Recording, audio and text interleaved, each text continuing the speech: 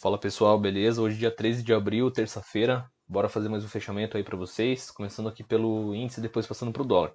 Bom, pessoal, o índice abriu numa região aqui bem interessante hoje, com gap de baixa de aproximadamente aqui uns 560 pontos. Se a gente considerar a máxima de ontem com a mínima de ontem, a gente fizer um Fibo aqui, ó, a gente percebe que o índice abriu dentro da zona de 50 com 61,8, tá? E como eu sempre falo com vocês, 61,8 é uma região extremamente importante porque normalmente os preços travam nessa região, tá? E aqui não foi diferente, o mercado inclusive fez até um padrão de reversão chamado Estrela da Manhã, tá em cima da região de 61,8, com candle de ignição rompendo o VWAP, as médias móveis distantes, então o que isso indica? Que normalmente o mercado vai fazer um trade de recuo, é um trade de retorno. E não deu outra, o mercado de fato retornou para essa região aqui em cima.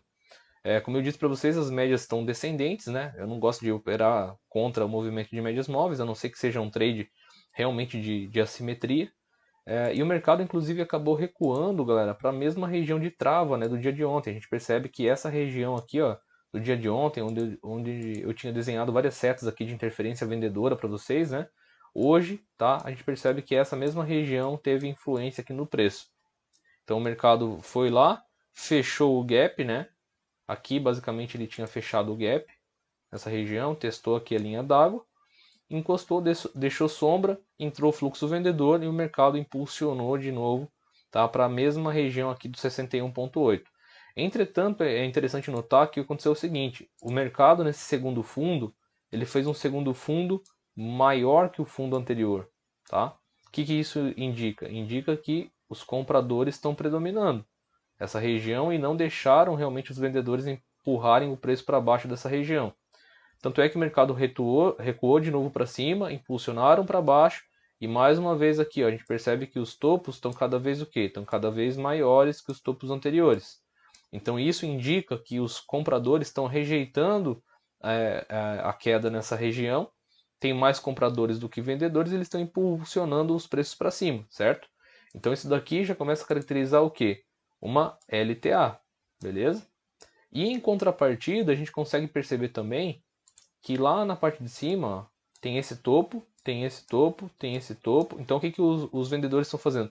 Estão pressionando os preços para baixo e estão afunilando aqui. Então isso daqui, graficamente falando, é um triângulo, né? Quem gosta de operar aí figuras gráficas deve ter identificado isso daqui como um triângulo. Beleza? Ó.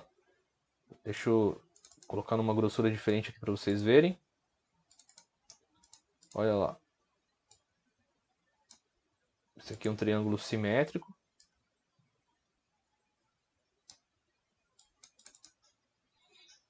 Vamos lá. Tá? O triângulo simétrico, no caso, quem gosta de operar assim essa figura tem que operar as extremidades, né? Vende na resistência, compra no suporte. Compra no suporte e vende na resistência. Eu não gosto de fazer nada, principalmente nessas regiões onde as médias estão flat, tá? O mercado fica errático, fica dando range muito curto e operações erráticas. Então eu não gosto de operar nessas regiões. Então aqui a gente percebe que teve 3 toques na parte superior, 3 toques na parte inferior. E quando o mercado rompeu de fato essa região, ele rompeu com uma barra muito forte de ignição. Barra de ignição saindo de médias flat, pessoal, às vezes a barra ela é uma barra muito extensa. E se você entrar nessa barra extensa, né, na euforia de não querer ficar de fora de um trade, você pode se dar muito mal. Porque quando um trade ele sai de uma barra de ignição, rompendo uma figura gráfica onde as médias estavam flat, ele deixa um vazio, né, nessa barra muito grande. E às vezes o cara compra aqui achando que vai subir, acha que é uma ignição, e pelo fato das médias estarem flat, o que, que acontece? O mercado tende a fazer um recuo até as médias. E olha lá, 400 pontos de recuo. Às vezes isso o cara não consegue segurar, fica muito caro para ele. Então, normalmente, quando tiver uma barra de ignição saindo de médias flat, fiquem de fora. Esperem o trade recuar até as médias para vocês poderem comprar barato. Por quê? Porque a melhor entrada do dia, no caso, foi exatamente aqui, ó. Nesse candle e nesse candle. Por quê? Porque o stop ficava extremamente barato para alvos longos. Né? Então, quem entrou aqui colocou o stop aonde? Colocou o stop exatamente técnico abaixo desse fundo. Tá? O stop técnico estaria aqui embaixo. Vamos lá. Ó, o stop técnico da operação estaria exatamente aqui. Beleza? Deixa eu deixar mais curtinho aqui para vocês verem. Tá? A entrada estaria aqui e alvo. Alvo, nesse caso, você poderia trabalhar de algumas formas. Né? Você poderia pegar, por exemplo, esse pivô do dia, né? A partir do rompimento dessa região aqui, ele ativou o pivô. Ou você poderia também trabalhar com esse espelhamento, pegando esse mesmo topo, com esse fundo aqui, e espelhando o movimento para cima, tá? Daria basicamente na mesma, alvos bem próximos, entretanto, como essa aqui tem uma mínima menor, esse aqui daria um alvo um pouquinho maior, tá? Se a gente pega isso daqui e projeta, pessoal, olha lá, o primeiro alvo estaria aqui, tá? Então quem entrou aqui nesse primeiro candle, por exemplo, estava com um stop de 150 pontos para um alvo de 650, tá? Ah, Adriano, mas e se eu segurei o trade e o mercado foi lá no segundo alvo? Porque ele cravou o segundo, né? Olha lá, ele pegou o segundo alvo. Se você tivesse segurado essa operação, teria dado aqui basicamente 960 pontos. Beleza? Então um stop de 150 para um alvo de 900. Acho que tá bom, né? O risco-retorno. Então é isso que vocês têm que procurar durante o dia. Não adianta ficar girando igual um bando de maluco, né? Igual um bando de Beyblade e ficar quebrando conta. Não adianta. Menos é mais. Menos operações, mais qualidade. Sempre assim. Tá? Então o que vocês precisam ter? Paciência. Então aqui foi a melhor oportunidade do dia, na minha opinião. Tá? O mercado foi lá, cravou alvo. Se você quiser projetar, espelhar o movimento daqui, também deu certo, tá? Ficou o alvo um pouquinho mais curto. A gente percebe aqui, mas pouca coisa. Ficou uma diferença aí de uns 60 pontos mais ou menos. É interessante observar que o mercado, né, até que enfim rompeu essa região aqui dos 118, na verdade um range, né, de 118.500 ou 118.800, estava extremamente consolidado, extremamente travado, né, o mercado está de lado, sem tendência. Então até que enfim ele acabou rompendo esse patamar e a gente percebe que as médias móveis também bem distanciadas, bem alinhadas umas com as outras, né? A regra de coloração acionou aqui também. E nesse movimento aqui foi um movimento bem interessante, porque o índice ele acabou fazendo uma deriva, né, pessoal? O que é uma deriva? Uma deriva, na verdade, é uma figura de reversão. Pode ser de alta ou de baixa. Nesse caso aqui foi uma figura de reversão de alta, né? Vamos pegar aqui, ó. O que é a deriva? A gente tem um movimento de extensão muito forte. Deixa eu tirar aqui as médias para vocês verem com o gráfico cru, tá? A gente tem um movimento de extensão muito forte. E depois de um movimento de extensão muito forte, o que o mercado faz? Tá? A gente pega aqui de baixo. O mercado ele continua subindo, só que ele continua subindo dentro de um canal. Tá? A partir do momento que o mercado rompe esse canal, ele tende a fazer um movimento corretivo. Tá? Então ele tende a vir para baixo. Beleza? Ah, Adriano, isso aqui é uma bandeira. Não, bandeira é figura de continuidade, pessoal. Bandeira o mercado faz a extensão, faz um movimento corretivo num canal de baixa, e quando esse canal de baixa é rompido, aí sim o mercado tende a retomar o movimento. Então a deriva não tem nada a ver com bandeira, tá? Deriva é figura de reversão, bandeira é figura de continuidade de movimento. Ah, Adriano, e como seria uma deriva de baixa? Deriva de baixa seria exatamente a mesma coisa, só que ao contrário. O mercado faz a expansão na queda, ao invés de corrigir, ele continua caindo num canal de baixa e depois rompe, tá? Então ele faz basicamente isso daqui. Isso aqui é uma deriva, tá? Também. Ah, Adriano, e bandeira de baixo? Bandeira de baixo, no caso, seria assim, pessoal. Tá? Depois rompe, porque bandeira é figura de continuidade de movimento, beleza? Então deriva não tem nada a ver com bandeira. Então o mercado, a partir do momento que rompeu, acionou aqui também uma possível venda, tá? Nesse candle. Quem colocou as médias móveis aqui percebeu que esse candle fechou abaixo da 20, fez a inversão na 9, depois de ter cravado aqui o alvo de Fibo, tá?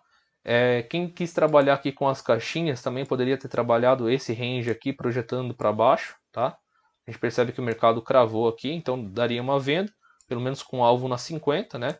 O mercado acabou congestionando e depois caiu mais um pouco, passou a 72 e tende a fazer uma correção um pouquinho mais acentuada. É interessante notar que a gente tem alguns níveis de Fibo aqui para serem traçados, né? A gente tem esse nível de Fibo que foi isolado aqui e o último fundo, na verdade, antes de o mercado subir, foi exatamente esse aqui, ó. Tá? Esse foi o último fundo relevante e depois esse daqui. Se a gente faz um Fibo, a gente percebe que da máxima do dia até essa mínima, o mercado simplesmente, só deixa eu ajustar aqui, ó. O mercado simplesmente fechou nos 50% dessa retração, tá? Então, vamos pegar aqui para vocês verem melhor, ó. A gente percebe que o mercado fez isso, deixou esse fundo. Aí ele subiu, ou seja, esse foi o último fundo relevante. E essa correção, o mercado acabou corrigindo exatamente até os 50%, tá? Seria interessante, na verdade, a gente pensar numa continuidade de alta, se o mercado pelo menos voltar a trocar polaridade, né? Com essa região aqui de topo, tá? Essas regiões aqui, ó, tá? Do dia de ontem, para o mercado bater aqui, para depois voltar a subir. Claro que isso daqui é um cenário hipotético, né? Não significa que vai acontecer isso. Mas para o mercado continuar subindo aí, pegando tendência de alta, seria interessante ele trocar polaridade com essa região aqui, porque essa região foi uma região bem difícil, essa região aqui do 118.800, beleza? Então essa foi minha visão aí no índice no dia de hoje. Falando do dólar, pessoal, o dólar hoje acabou fazendo também um cenário aí bem técnico, bem interessante. Logo no começo do dia, né, ele abriu aqui nessa região, sinalizando aqui um falso rompimento, certo? Acabou pegando impulsão para baixo, veio, travou aqui na VWAP, tá, semanal.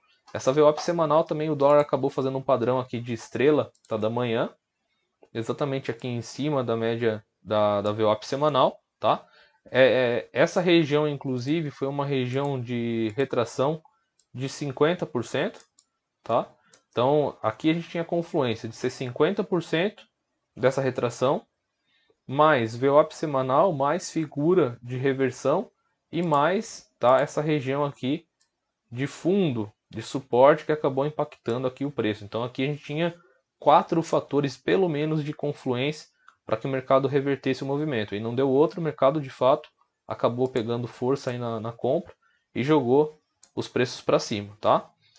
É interessante observar também que essa configuração do dólar logo pela manhã caracterizou basicamente como se fosse um diamante, tá, pessoal? O que é diamante? Diamante é uma figura também de reversão, tá? Acontece nas extremidades de movimento. Então o que aconteceu, tá? Vamos pegar aqui, ó. O dólar ele fez isso daqui, ele fez topos menores, ele fez essa estrutura e fez isso daqui, tá? Ou seja, ele fez um alargamento e depois fez um triângulo. Normalmente isso daqui, depois de um movimento de alta, tende a jogar o mercado para baixo, tá? E foi exatamente o que o dólar fez. Então, na extremidade de um movimento, quando tem um alargamento e logo depois do alargamento tem um triângulo simétrico, o mercado tende a fazer isso. A grande questão é que você precisa desenvolver o teu olho para você conseguir aproveitar essas movimentações quando o mercado der, certo? Então essa região aqui basicamente foi uma região difícil de ser operada, porque o mercado ficou trabalhando de uma forma errática. Só que aqui basicamente foi a deixa, tá? Do dólar, porque ele estava trabalhando cada vez mais em topos menores, né? E aqui em fundos maiores. Então basicamente ele fez o mesmo cenário do índice, só que no sentido inverso, né, pessoal? Então quem operou o dólar olhando por essa ótica deve ter identificado isso e simplesmente ter feito essa operação. Eu, inclusive, fui uma dessas pessoas que fiz essa operação, tá? Fiz essa operação de venda. Deixa eu mostrar aqui para vocês. Só deixa eu aumentar aqui para vocês verem. Então o que aconteceu? Eu peguei essa operação aqui pelo 2 minutos, tá? Eu peguei a operação exatamente aqui nessa região, fiz a venda aqui, tá? Aí pelo 2 minutos, quando o mercado rompeu essa LTA, beleza, o mercado caiu. No 2 minutos o mercado deu uma condição de aumento de posição, então eu aumentei a posição, eu piramidei a posição mais ou menos aqui, tá? E finalizei o meu trade na VWAP semanal, tá? Essa VWAP semanal tem uma força bem relevante. A gente percebe que quando o mercado bateu aqui teve congestão, o mercado voltou, tá? E aqui ele deu continuidade no movimento. Aqui ele caracterizou de novo uma outra possibilidade de venda, eu não estava na frente da tela, tá? E quem trabalhou com esse cenário aqui do dólar, galera, dava para ter trabalhado nesse sentido, né? Porque o dólar, o último movimento altista foi aqui. E ele caiu reto e rompeu esse fundo anterior. Tá? Então o que ele caracterizou? Caracterizou um espelhamento. Então dava para ter pego basicamente essa amplitude aqui dele e simplesmente ter projetado para baixo. O que deu certo, né? Se a gente pega aqui, ó, esse topo com esse fundo, se você projeta uma vez daqui, se você projeta duas vezes, dá exatamente na mínima do dia, que basicamente seria projetar essa amplitude, né, essa caixinha, para baixo. Então a gente percebe que o dólar bateu lá no 100%, tá, desse movimento, esse horário eu não estava na frente da tela e perdi então essa oportunidade. A gente percebe que aqui o mercado fez uma contração de volatilidade, ancorou na 9 e deu continuidade de novo, está embaixo da VWAP semanal. Então aqui foi uma das melhores oportunidades também de entrada, o stop com bem curto, né? Uma operação de risco-retorno bem favorável. E a gente percebe de novo que quando o mercado chegou nessa região aqui de extremidade, bateu aqui no 100%, tá? Desse espelhamento, o que o mercado fez?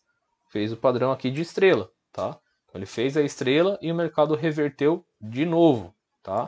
Então essa estrela da manhã, principalmente aí no dólar, no índice, é um padrão bem interessante de ser operado em regiões específicas, tá? Não é porque o mercado fez esse padrão que você vai entrar, precisa ter contexto acima de tudo, beleza?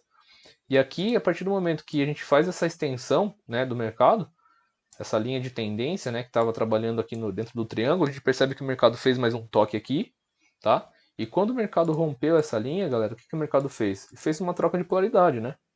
Ele fez isso daqui, fez a troca de polaridade. Quando rompeu aqui, acionou o quê? Acionou o pivô. E aí quem trabalhou nesse sentido deve ter projetado o alvo e o mercado acabou cumprindo o alvo de FIBO aqui também, tá? Então, vamos pegar aqui só para vocês verem, ó. Se a gente pegar essa mínima, tá? Essa mínima, esse topo, a partir do rompimento, deu uma outra oportunidade de entrada aqui, tá? Com alinhamento de médias móveis, estava bem interessante. E aí deu uma operação aqui que rendeu mais 21 pontos, tá? Se a gente pega também esse cenário de mínima do dia até máxima do dia, a gente percebe que o dólar cravou aqui a região de 61,8%, beleza? E acabou logo na sequência fazendo uma correção de novo pelo fato de estar afastado também das médias móveis. Beleza, pessoal? Então essa foi a minha visão aí do dólar, do índice no dia de hoje. Espero que vocês tenham gostado. Vamos para cima e a game porra!